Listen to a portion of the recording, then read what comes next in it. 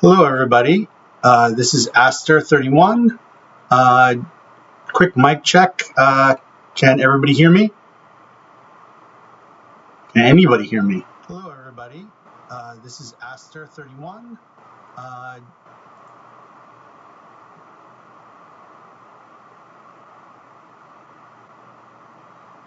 Okay, good.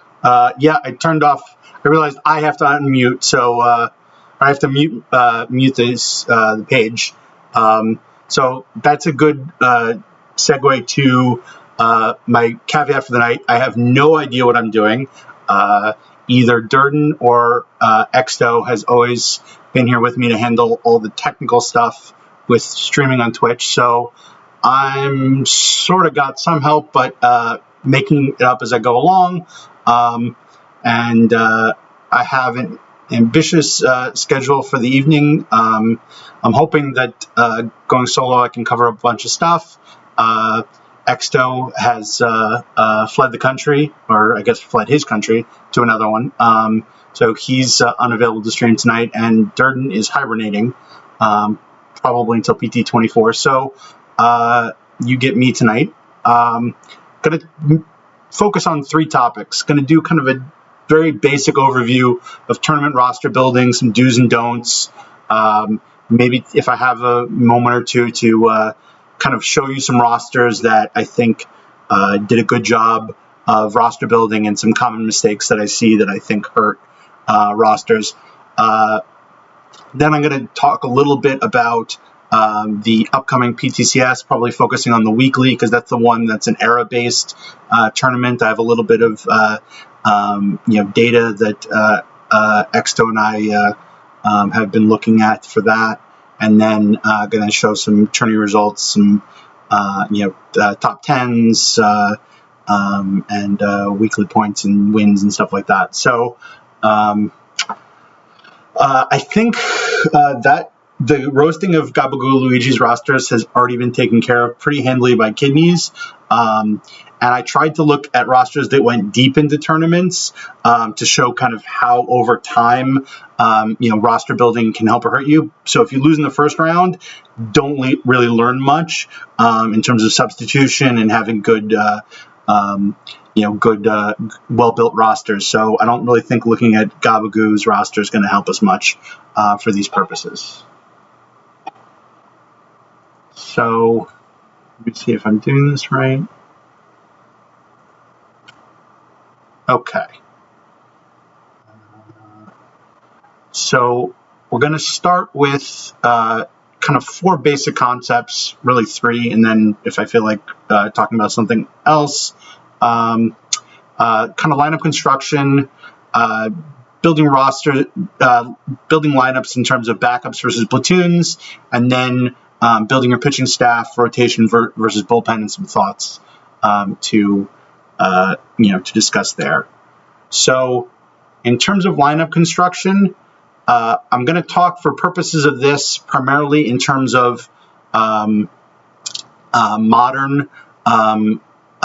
settings and open rosters. Just kind of this is the basics, and then we'll talk about how you want to adjust this for era-based rosters, and then also for caps. So in a modern open setting, whether that's bronze or gold or open, if assuming that it's set in modern times, the default is pretty much 14 hitters and 12 pitchers.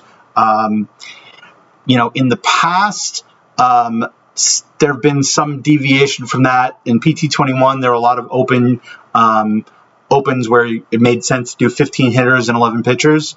The run environment across all tournaments this year has been much higher than in PT22, and as a result, I think going with 11 pitchers in modern settings in an open environment is taking a risk. And I say that primarily from the context of if we're thinking about weekly tournaments, where you got to, in order to win, you got to win 7 rounds, and you got to play a lot of games. You have to win 28. You usually have to play, over 40 games, and that's where if you get a couple of 6 or 7 game series in a row, having a short bullpen can really hurt you. In most modern tournaments we're talking about have a DH spot, so you're talking about 9 of your 15 hitters are starting hitters, and that leaves you 5 bench spots to work with. And it's important to think about how we want to use those 5 bench spots. The starting lineup spots are pretty straightforward. You're trying to find a top player at each of the 9 positions. You have some considerations for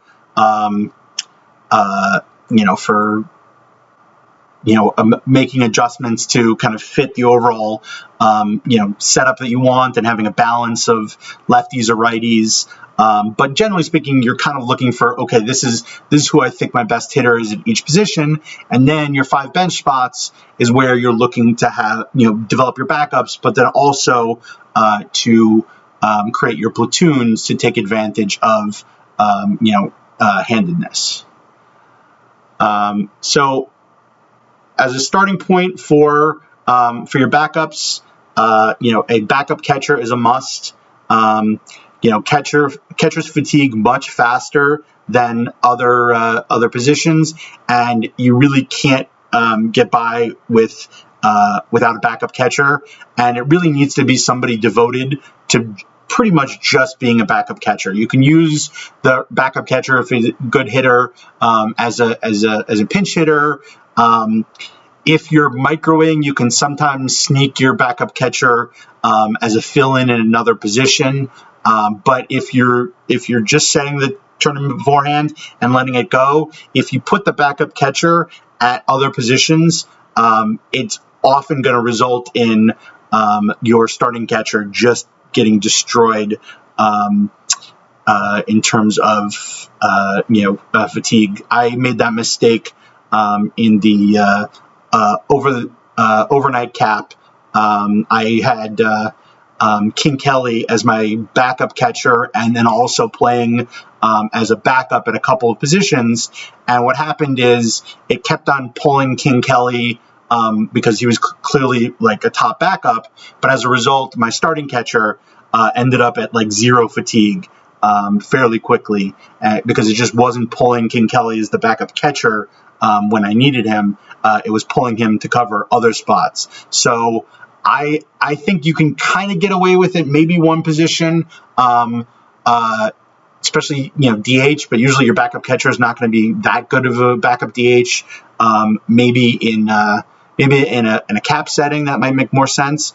But generally speaking, I want my 2 catchers to just play catcher, and I don't really need them to do anything else. Ideally, if you have similar valued catchers, you can have a lefty and a righty, or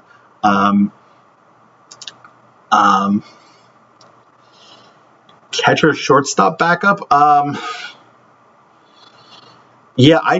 I don't know. I haven't tried it that much, but the times that I've tried to use the catcher as a backup anywhere else have resulted in bad fatigue problems deeper in tournaments. And if I'm microing, I can kind of balance it, but absent that, really, I have found it doesn't work.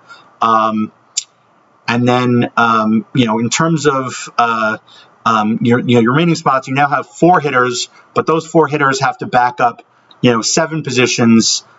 Plus, you also need somebody else at DH for the occasional time when the DH needs a rest. I find that if you have a bench player backing up more than 2 positions, it's going to result in somebody getting very tired before you get around to them. Because generally speaking, games 1, 2, and 3, other than your catcher, nobody's going to get tired. Game 4, if you have your bench when fatigued settings at like 96%. Sometimes there'll be an occasional player that gets tired for game 4, but usually it's game 5. And so if a guy's covering 3 positions, he'll come in game 5, and then he'll come in game 6 for the second guy, but then he doesn't get to game 7 for the third guy. and that guy has now played probably multiple games with fairly significant fatigue. And if you then somehow advance, now that process is going to get even worse as you move into the next series. Second thing that I noticed some people do, and I found that when I do it, it ends up creating a lot of problems, is you can't have your only backup at a position be a starter that shouldn't see at that position at another position.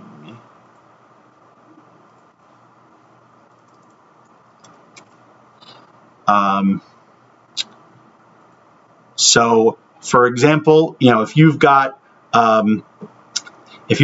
two first basemen and two guys that are eligible at first base, and one of them is also your starting right fielder, even if you then have a backup for that right fielder, the AI just doesn't seem to handle that particularly well.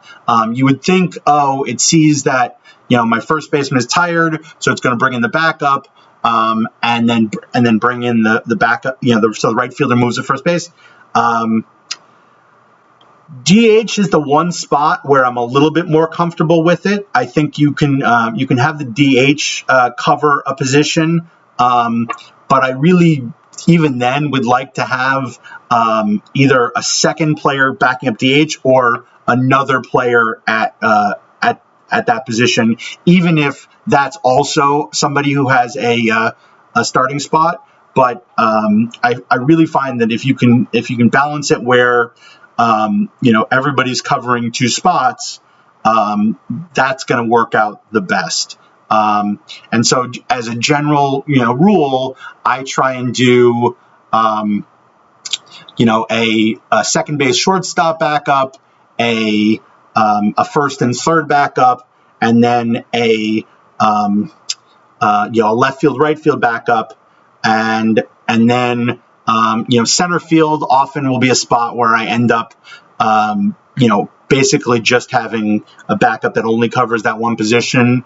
And that's not ideal because, sometimes it works out that you have a guy who's like left field, center field, and then you can have your right fielder be your DH backup. Or in a lot of formats, there's a third baseman that also plays one of the corner outfield spots, and that can work well.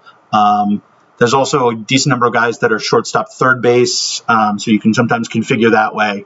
Now, the trick of this is that you want all those backups to cover, two spots, but you also want to have all of those bench guys be platooning on one side or the other. So that can be very tricky because you really can only afford to maybe having one spot where you have a platoon and they don't cover any other positions.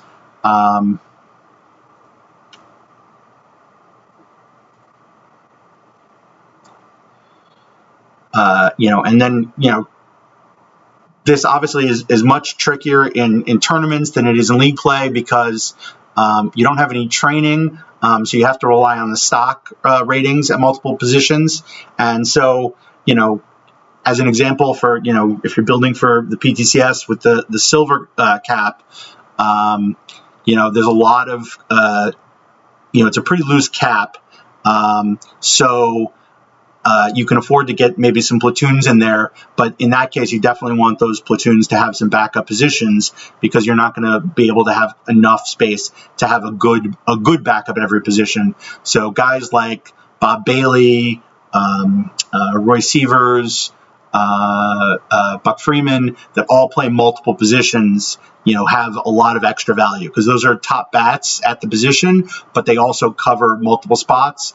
And especially for a guy like Bailey, who's such a strong, V left hitter, you can, use him as, a primary starter V left, and then V right, he can kind of cover a couple positions as a backup. And that's, that gives additional value. So Fabtron, I generally have been doing 97% for the catcher. I find anything. Sometimes I just set everything at 96. That's usually if I'm rushing through for like perfect draws and stuff. But if I'm taking some time with a roster, I usually make the adjustment to override for my catcher for a starting catcher and go with 97%. Yeah, I agree, Ludwig. Davy Johnson is a tough one to fit in because he only plays one position.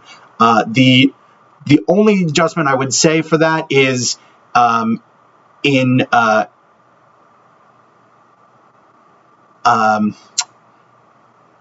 in the PTCS format specifically, you're probably going to be playing Davy Johnson both ways. So that will work a little bit better because then you can just have a backup for him.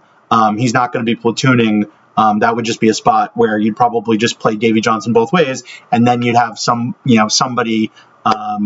Whether you're using Jeff Blum or Mike Benjamin or somebody like that to cover, second base, third base, or second base, shortstop, something like that. So I think you can get away with Davy, although we're not really going to get into the defense with Davy at the moment, but that's always a little dangerous. I guess you could use Davy Johnson as a full-time DH, but I think there might be better options for that. And then, just making the adjustment from open tournaments to cap tournaments. In cap tournaments, you're usually, if it's any even remotely tight cap, you're not really going to be able to do too many platoons, if any. But what you then have a little bit more flexibility is to use some of these guys that are low cap numbers who can play a bunch of positions, and then you can really provide strong coverage. There's a lot of guys like Jeff Blum plays 4 positions. You obviously don't want him to be the primary at 4 positions, but you can have him as a primary at 2, and then as a secondary at 2 other positions, and just kind of make for some of the caps, you can really make sure that you've got a lot of backups set up, and that's going to provide better coverage and prevent your starting guys from getting too tired. And then in terms of era-based tournaments, generally speaking, the farther you go back in era, the less starting pitchers or even bullpen arms that you need, and so you can adjust that 14-12 to more like 16-10 or 17-9 in terms of the breakdown between hitters and pitchers, and then you can really go to town with platoons. At that point, you can pretty much set up a platoon at almost every position, and then that really opens you up to not really have to worrying about being able to back up multiple positions, because if you've got 2 catchers, 2 first, 2 second, and so on, you don't really, you're going to be able to have one or the other guy, play every game, and you don't have to worry about, going to lesser players that have more position eligibility. And then moving on to rotations.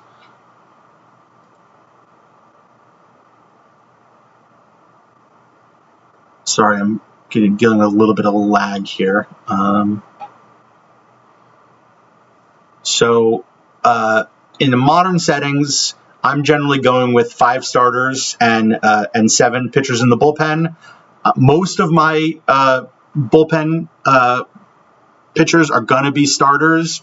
I maybe will use 1 or 2 true relievers if they're really exceptional, but I'm generally going to go with whoever I think was my 6th or 7th best starter option that I couldn't fit in the rotation. Also, the bullpen is really good for some of those strong starters, but they just don't have the stamina to start. So, as an example, for like Silver, Stan Williams is only 35 stamina. I don't usually like to go that low for a starting pitcher in an open format. So, he makes for a really good stopper. Mickey Harris would be another example. And, there's a lot of formats. Bronze, there's a ton of very good starters that, only have 30 or 40 stamina, but make really good bullpen arms with the boost. In terms of configuring my bullpen, my standard move is to go with 2 stoppers. Usually I'll do a lefty and a righty, and then 3 middle relievers and 2 long relievers. That's kind of my default, and I have to kind of have a reason in terms of the format to adjust from there. If the stopper is a starting pitcher, then I'm usually going to set them to come in 7th or later.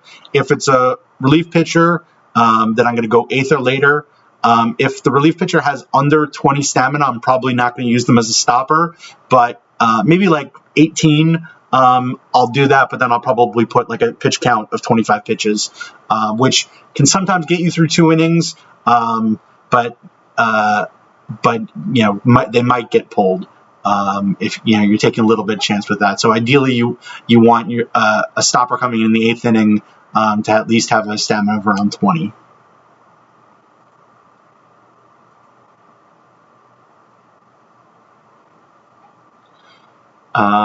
Couple other considerations for the bullpen. I really try and avoid using a true relief pitcher as a long reliever.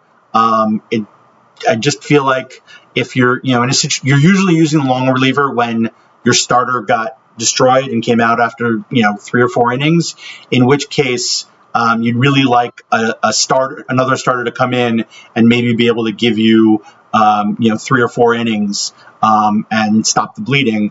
If you bring in a relief pitcher, often they're only going to pitch an inning, maybe 2, and then you're burning another bullpen arm. I really try and use them as middle relievers or potentially stoppers. I find the specialist roles don't really work particularly well because of the 3 batters faced rule. And then one thing I just wanted to talk about, a lot of people do the all right-handed starters and then an all lefty bullpen, or vice versa. I think that was something I saw a lot more in PT22. I'm not quite sure why.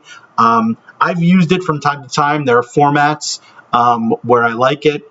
The problem is, I think too often, that people kind of shoehorn in, oh, look, I'm going to go with, all one side and then have the advantage of all on the other.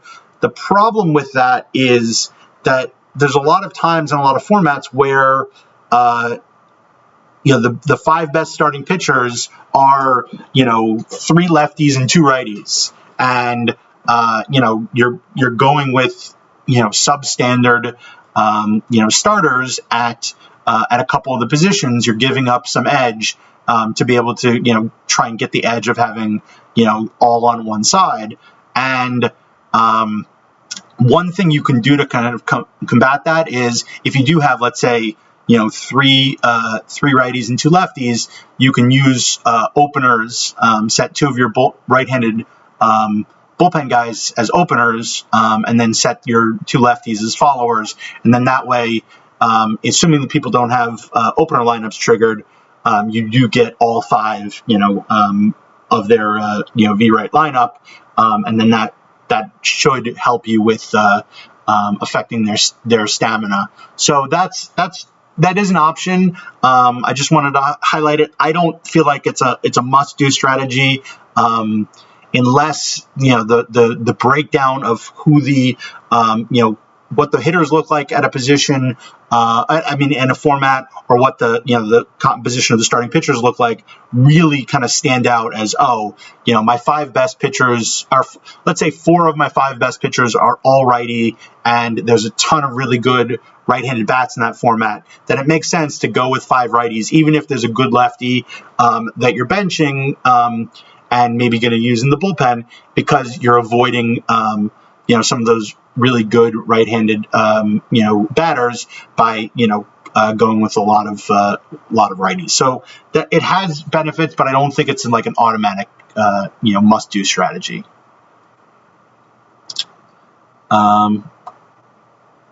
Couple of other rotation thoughts. Snailman's 60 innings, 60 pitch count, 18 batters face strategy has gotten a lot of discussion. It does not work in modern tournaments, and it's a dangerous one in cap tournaments. The reason why it doesn't work in modern tournaments is simply an issue of how the fatigue works, is that if you go with, let's say, 4 starters in a modern setting with 60-18, they just don't recover like they do in league play. And then in terms of why it doesn't work very well in caps, the whole idea of the 60-18 strategy is that you're essentially saying, okay, I've got 12 very good pitchers. Let's say all of them are starters on my league team, and I want to get as many innings by those pretty solid starting pitchers who are all relatively close value, but I want to get as many of the innings as possible by the bullpen who gets a stuff boost, and also I avoid the third time through the order penalty. Well, in a cap tournament, you usually only have room for, let's say, 5 or 6, maybe 7 good pitchers, and then the last 4 or 5 guys in your bullpen are going to be much cheaper guys and much weaker pitchers. Well, if you only use 4 starters, and then you have them coming out after 18 batters faced, you're getting 4 innings generally out of them, and then you're bringing in a lot of weaker pitchers to pitch the last 5 innings in the game, because you're just not going to be able to, even if you have, say, 3 really good relievers in the bullpen, those guys just aren't going to be able to pitch enough innings. You really need all of your 7 or 8 bullpen guys to chip in that spot. So in a cap format, I'm generally avoiding this strategy of going with 1 less starter. But in a historical tournament where it's an open format, then I think it's an absolutely effective strategy. So, like, for example, in yesterday's dead ball, you can go with 2 starting pitchers, have them on the 16-18 limits, and you're going to get a ton of innings out of some very good pitchers coming in the bullpen. A second strategy that I also saw used a lot more last year, that I just wanted to touch on is some people have done very well in the past in PT22, especially where they open for all of their starters. So generally speaking, you'll have 5 lefty starters, and then an all-righty bullpen, and then you'll have several of your bullpen guys as openers, and they open for every single starter. Now, the advantage of this in PT22 was if people had their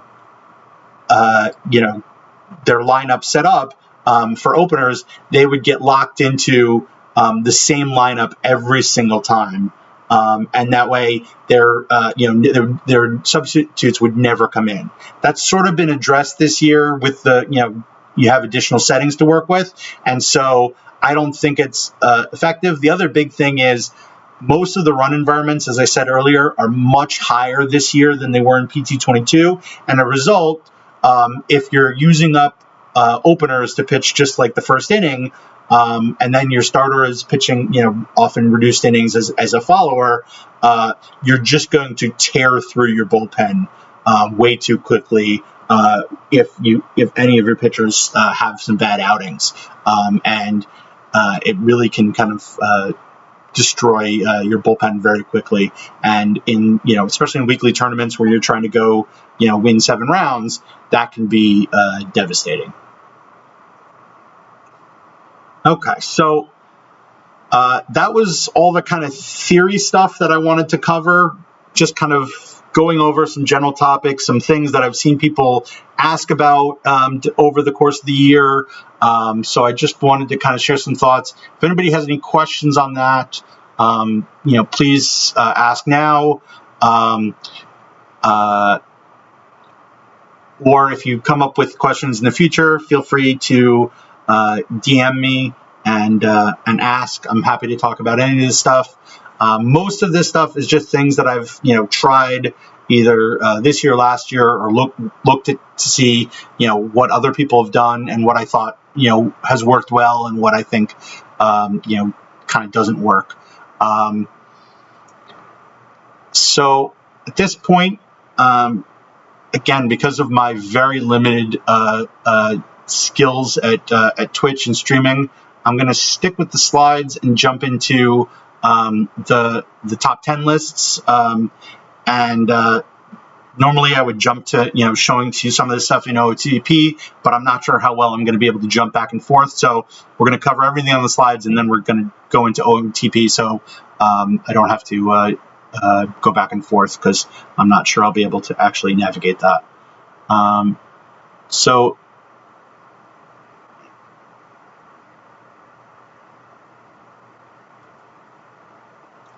Yes, X-DeForest. Card sync errors would also be a reason why I probably don't want to be doing too much jumping back and forth. So, a little different 9. I really, quite honestly, have just never felt comfortable using the settings of play every third game for the backup catcher. Part of it is you never know, because you're setting it for both the V left lineup and the V right lineup. I kind of find that depending on what your opponent's pitching staff looks like, it sometimes works well and sometimes doesn't. I think I tried it in like PT21 and didn't like it. So I usually avoid that. I usually just go with the percentage fatigue. And Mr. Black makes a good point. It will, it'll sometimes pick weird days to rest because it's just going by the days. So even if you had a rest day, so I would avoid it.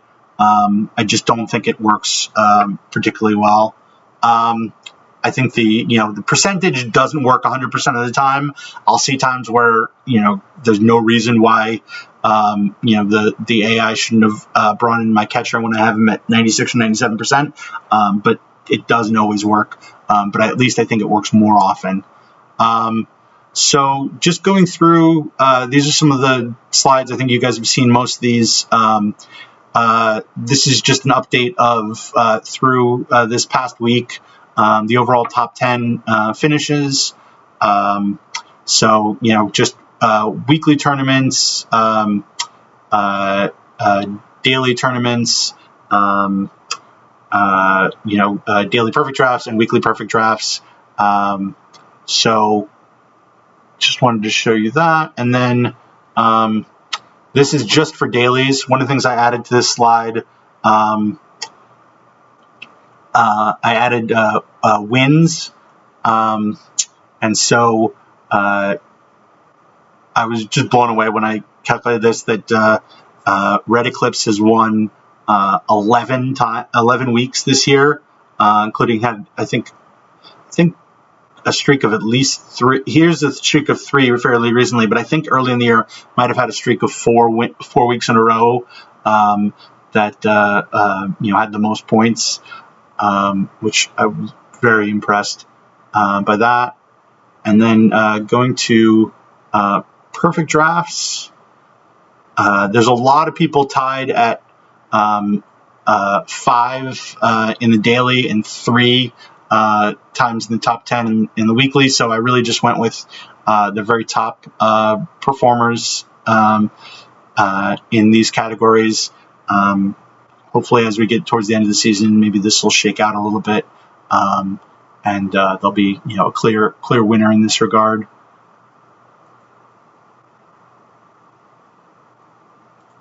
And then this is the weekly tournament top 10s. And so, to compare with what Red Eclipse has done in the dailies, I've been in the top 10 most weeks, but I've only won 3 times, and I think there's 1 or 2 people that have won twice this year. But to win 11 weeks is just mind-boggling.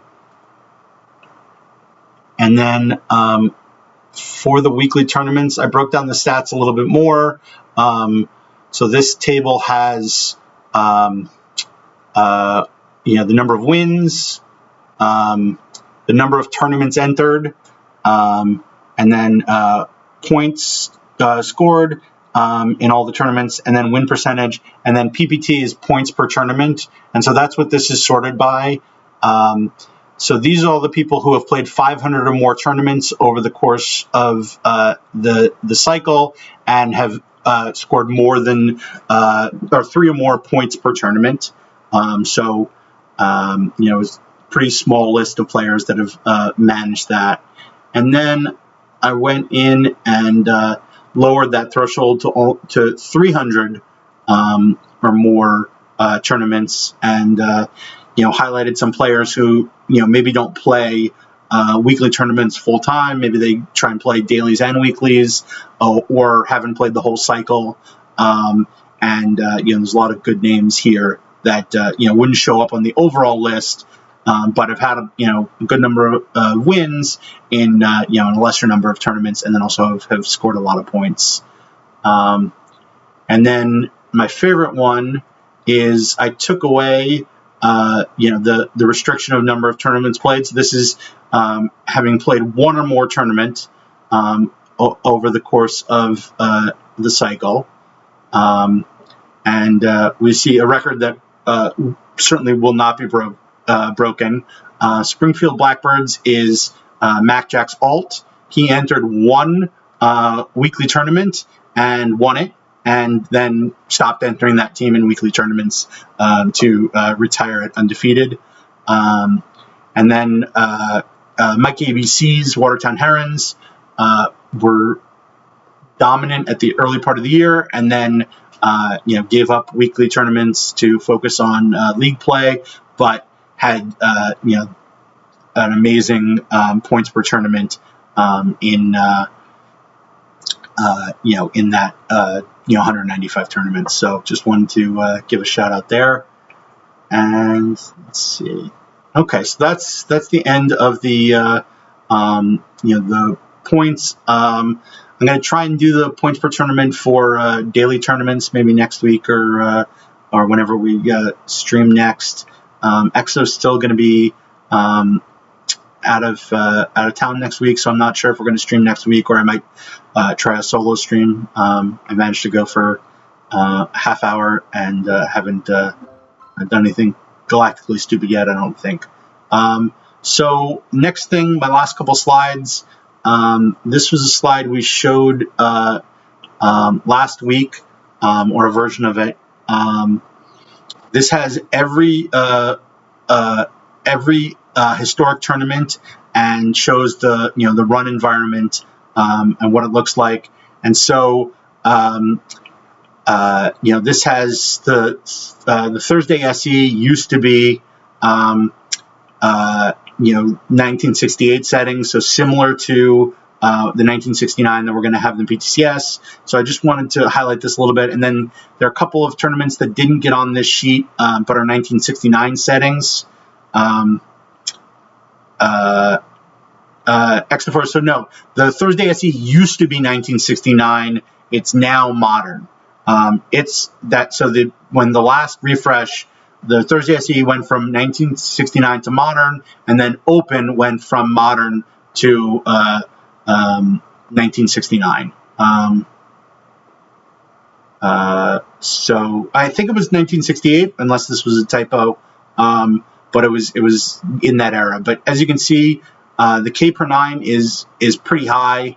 It's the highest of anything prior to Open, or the late 90s settings. We'll get pretty close to that. And then the walk rate is some of the highest that we see. Only really the 1940s, 50s was anything higher than that. And then home runs per 9 were not super high. And the overall run environment was kind of on the low side.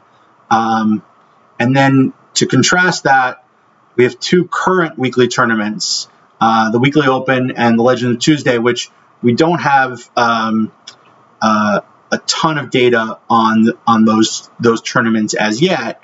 But if you look, both of these run environments are, the Legends looks much closer to what the Thursday SE did. The K per 9 is down a little bit, walks up a little bit, home runs up a little bit, run environment pretty similar. But then Open, through the first few weeks that it's been 1969, had just been an insane run environment. And I think that may be based a lot more on the player pool, but just as you're building for the PTCS set in 1969. I initially thought that we would get a pretty soft run environment, but it may not be that. My guess is that the K per 9 is going to be somewhere in the high 8s, the walks per 9 in the low 5s, and then home runs somewhere 1.25, 1.3, maybe a little higher. And I would guess maybe low 5s for ERA, runs allowed. I don't think we'll get these crazy numbers. But obviously that depends a lot on, it's a cap, but it's not that much of a cap. So I don't think people are going to be, and it's a silver floor, so you're not going to have terrible pitchers in there for the most part. So I think you'll end up with similar to these numbers would be my best guess. So that's the end of the slides. Probably going to need a second to figure out how to switch from the slides to OTP. I did it correctly during my test run, but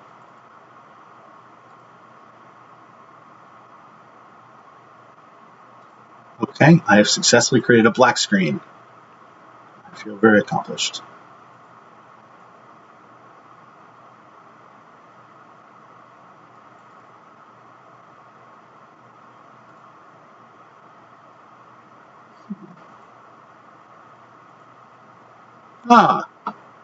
Hey, there we go. Okay.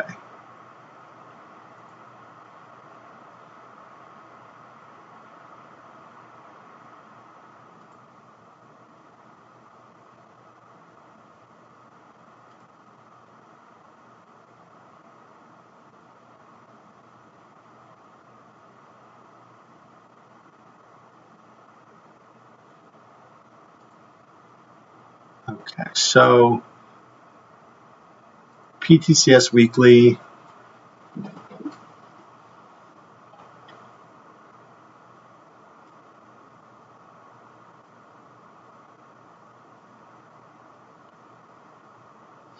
Okay, we're crossing our fingers, everybody, to see that this will actually load.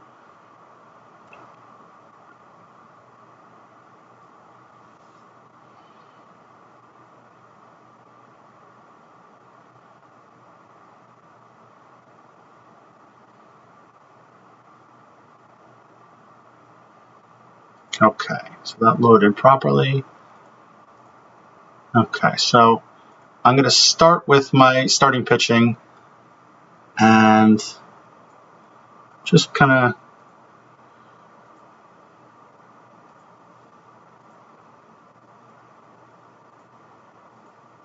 this is something I like to do when I'm starting out. I want to see if there are any really solid overall players that have, that I'm not picking, a shape like, high, low, or low, high, high, or anything like that. Let me see if there's anybody that's high, high. So very limited options for this. I think Alek Manoah and Oral Hershiser pretty much the two best options in most low diamond formats. So I'm definitely going to get those two guys in there. Skubal, I'm not quite as sold on. I don't know why it's pulling the BABIP and gap in a wood K, but we're going to ignore that for the moment. But I'm going to consider him. But let's lower this down a notch. to 75, 75, 75. So now we get a few more names. I did pick up this new Tim Keefe. I haven't really looked at him that much. So he's a very splitty pitcher. The splits versus right are amazing, 94, 180, but the 80, 99, 75 is a little shaky, especially with this stuff. As we looked at it, looked like we can expect somewhere in the, high 8s for K per 9. So stuff is going to have value. The only good thing is, I don't know if there's going to be a massive number of lefty hitters, but I'd be a little bit nervous of using Keefe with that bad of a V left. But I'm going to think about it. Gaylord Perry, I think, is fairly likely to be in there. Howie Pollitt's another guy that I really like. I think does really well. And then Martin Perez is another one that I find is pretty good. So I'm going to go there. Trying to see, none of these other guys really stand out to me, but I think pretty much all of them are fairly solid options. And then relievers, looking at these same targets. I think Duran, with the 23 stamina, I think he fits really well as a stopper. So I'm going to include him in there.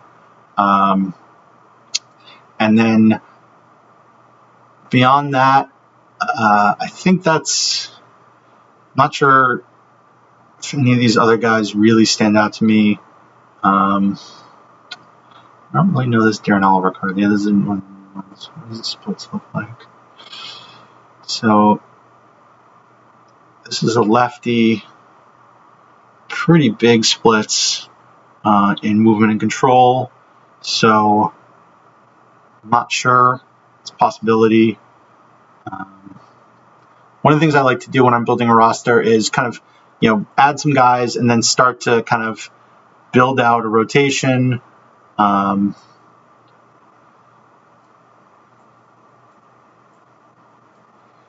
So I ended up with, 3 righties and 2 lefties as the guys I think probably are going to be, among the best for this tournament.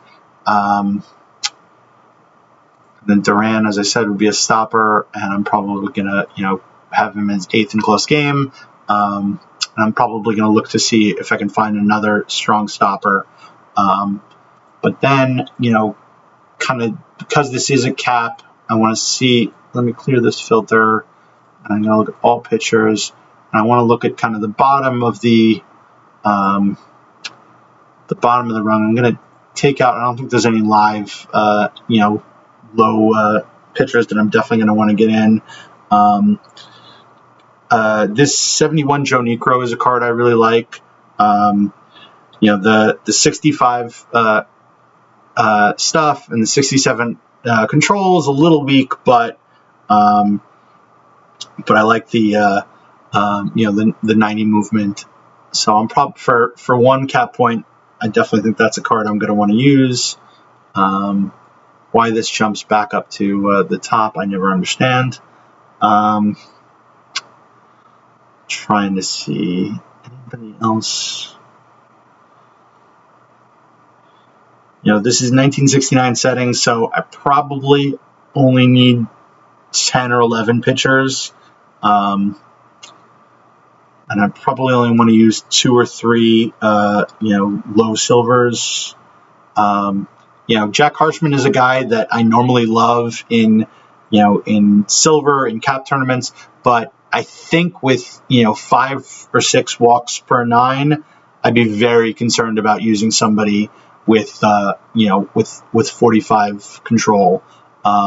I don't know that that it's definitely wrong, but I'd be nervous about that. I think I'm mostly going to look for more balanced guys that are kind of solid in all three categories. And I think if I'm gonna go lower on somebody, it's probably gonna be to drop down maybe in movement, because I think I might be able to get away with that. It's not probably not going to be a super crazy home run environment. So in terms of there's a couple good 75 cards. Stan Williams has phenomenal stuff, decent movement, decent control. He doesn't have the stamina to obviously be a starter, but I think that might be a good bullpen piece. And just this is my first time through this. I usually go through multiple iterations. I kind of look how how I like my setup, and then make small adjustments. Carl Hubbell's another pitcher that I really like. The movement's on the low side, but I think 60, especially if I adjust the pitch around, I think can probably be a decent middle reliever or long reliever with some stamina.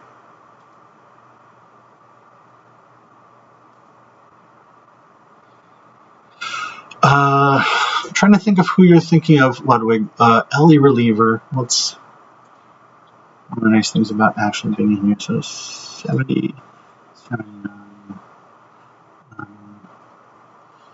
Limited. All pitchers. So the only. Are you thinking of John Franco?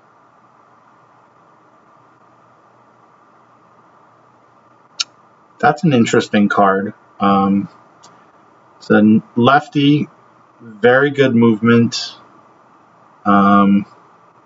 solid stuff, little weak on the control. I don't know, I think I would rather, it's pretty close, I guess, when you factor in the, I think I like Necro. I don't know. Necro also has a big stamina advantage. This, 16 versus, 94. Hold runners is nicer for Franco. Yeah, I could easily do all three LE's pitchers in the 70s. So, John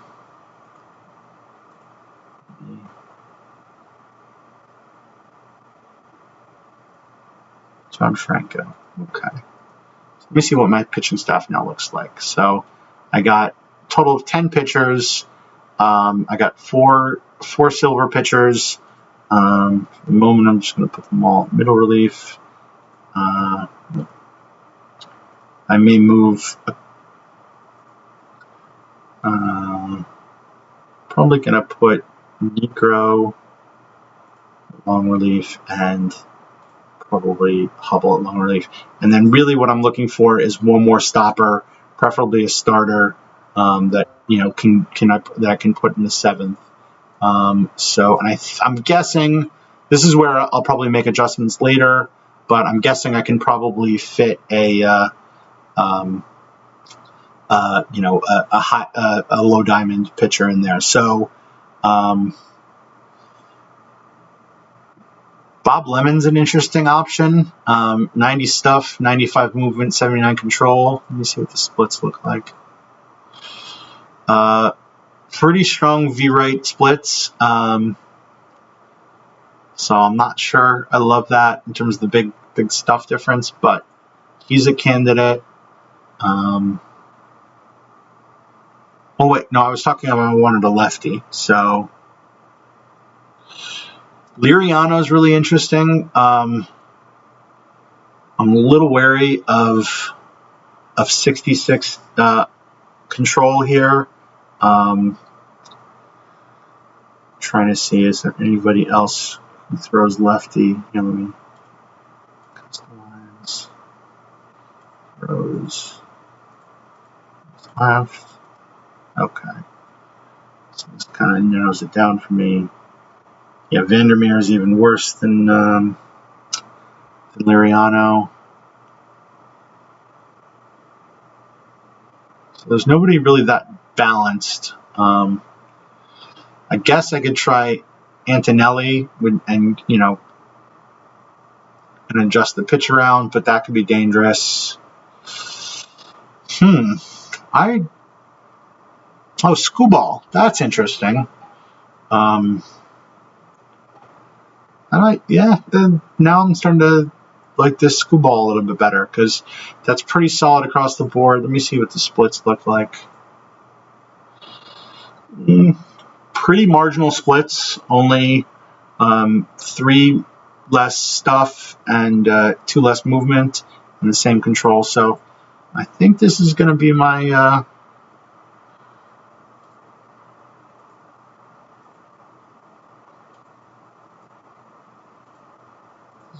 stopper.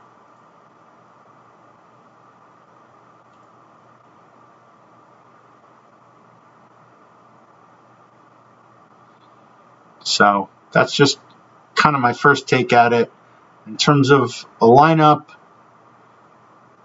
you can obviously take off the filter, all batters.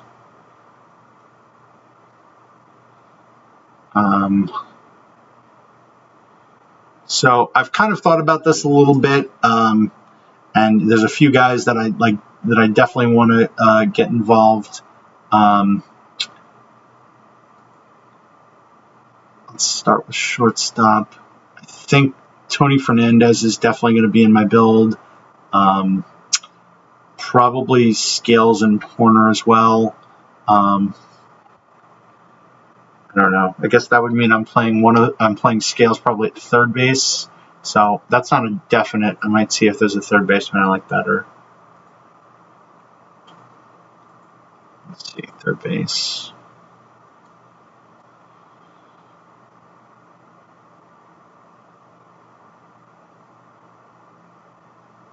Oh, I'm playing Batista at third base, unless I want to play him at right field. Yeah, I don't know why I don't know. Scales might be a guy that I try and fit in as like a super infield super sub, depending on how I'm looking on points. First base, I have not acquired a Hank Greenberg. He's one of my favorite players, historical players. So, I want to get him anyway, but none seem to have been on the market. I'm gonna put in. Probably gonna put in Camille as a placeholder for now. Not sure how I'm gonna go with that. Center field, I think, is going to be Griffey. I probably would go with Paul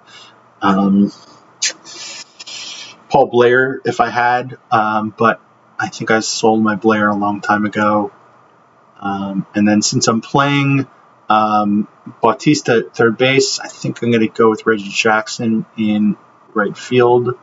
And then I need a left fielder.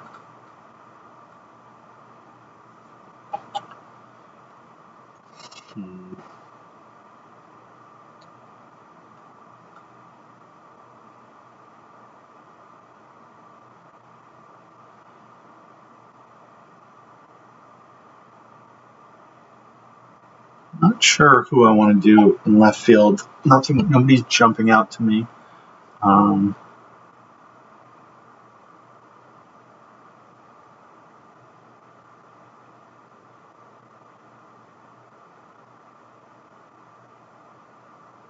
don't know. That might be a position.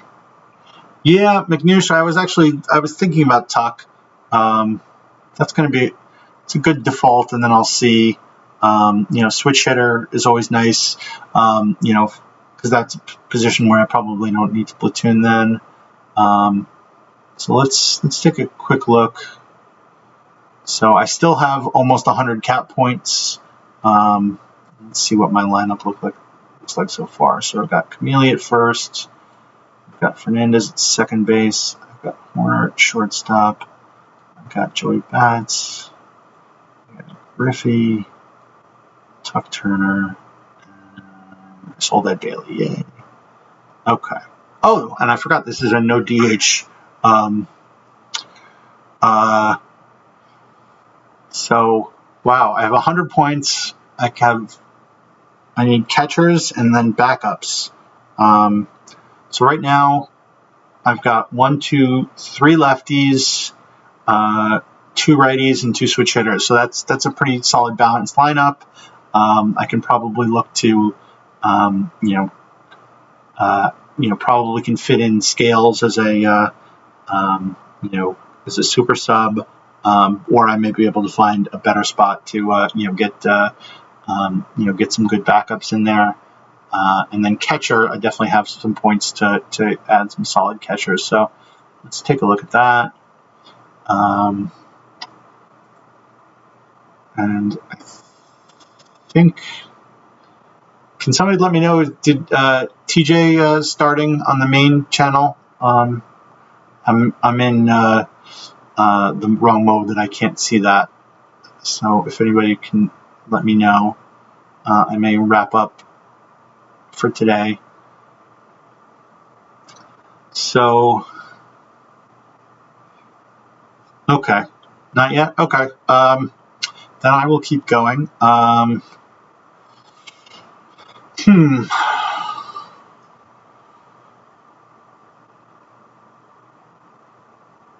don't think I'm crazy enough to play this Rudy York at catcher, although those numbers look ridiculous for a catcher. Probably going to go with Downing.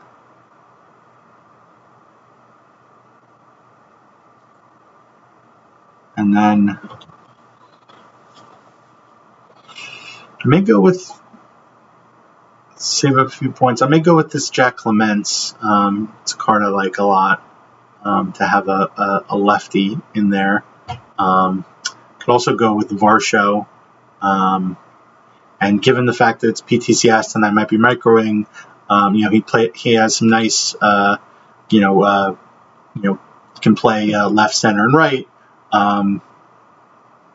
Okay, OTP is up. Okay, I'm gonna kind of wrap up in a minute here. So, yeah, I'll put Varsho in as a placeholder. And then, let's see. So, looking at my lineup, I got Varsho. I'm probably going to change that, but at least have that set up for now. And that, I still have 51 points. I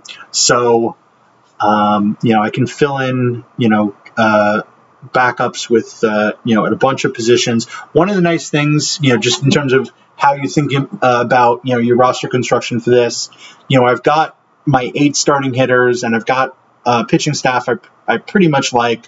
So I can probably fit in, 2 platoon bats. And then I still have,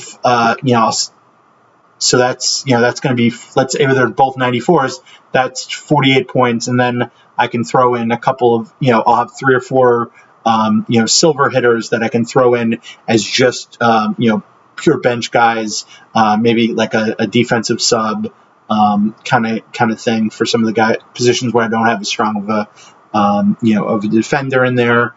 And, so I don't really, I was talking about earlier that when you're building your roster, you have to think about having, guys that can back up multiple positions.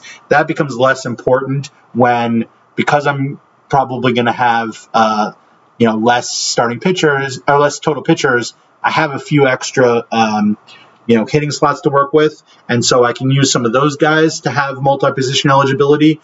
But for my bats, I can really focus on trying to get, some really strong bats in there.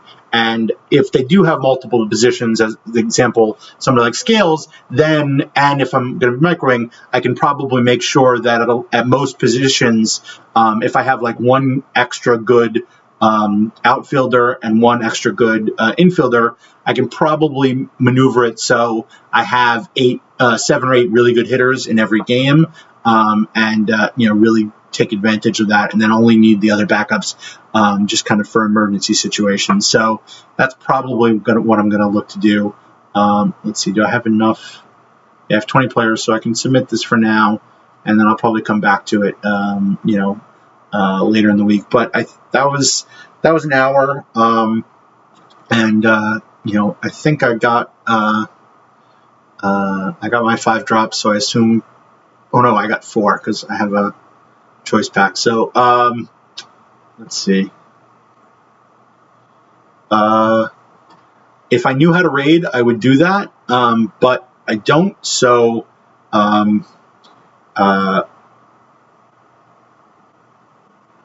oh, Prince Brown, am I really losing to you in League? It's a good thing I don't care about League play. So that's depressing. Again, if you have any questions about anything I went over, please feel free to DM me or ask in general in Discord, and I'm happy to help. I'm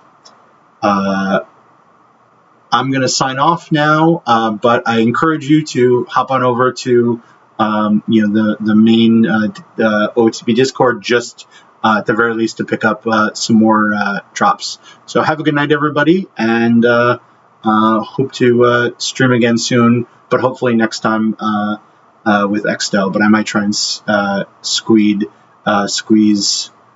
one more in there before he gets back. So have a good night, everybody.